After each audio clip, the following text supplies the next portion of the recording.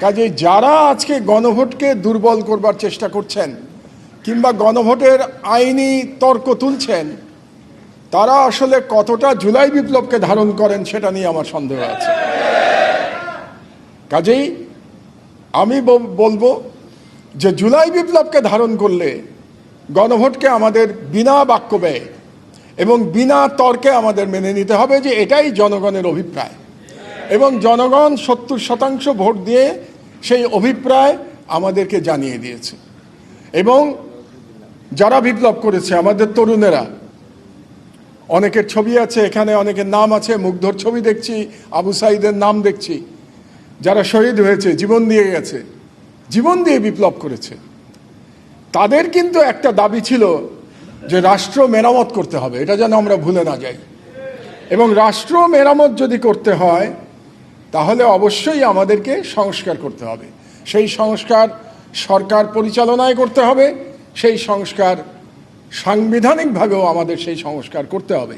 কাজে সেই সংস্কার নিয়ে আমরা কোনো তর্ক তুলতে পারবো না। এবং আমাদের যে উপরে যে ফ্যাসিবাদ 16 বছর আমাদের ঘাড়ে চেপে বসেছিল, সেই ফ্যাসিবাদের দুটো চরিত্র ছিল। একটা তো ফ্যাসিস্ট চরিত্র ছিল, আর একটা চরিত্র ছিল এক ধরনের রাজতন্ত্র চাপিয়ে দেয়া রাষ্ট্রের উপরে।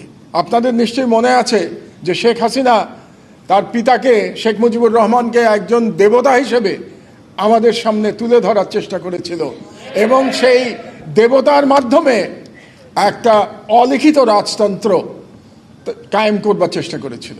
এবং তার বিরুদ্ধেই আমাদের নাহিদরা, সার্জিসরা বিপ্লব করেছিল। তাদের একটা স্লোগানের কথা আমরা যেন ভুলে না যাই।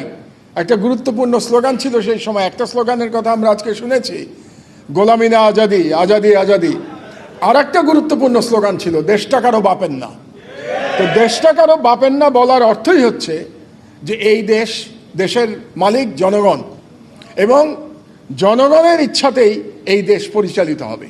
এবং জনগণের ইচ্ছাতে যদি দেশ পরিচালিত হতে হয় তাহলে অবশ্যই গণভোটের রায় আমাদের সকলকে মেনে নিতে হবে। আজকে এখানে দুজন গুরুত্বপূর্ণ ব্যক্তি উপস্থিত আছেন, সংসদের গুরুত্বপূর্ণ ব্যক্তি, একজন সংসদের সম্মানিত বিরোধী দলীয় নেতা এবং আরেকজন সংসদের বিরোধী দলের চিফ হুইপ, দুজন আছেন এখানে উপস্থিত। তারা দুজনে কিন্তু বিপ্লবের ফসল। দৈনিক আজকের বাংলা .net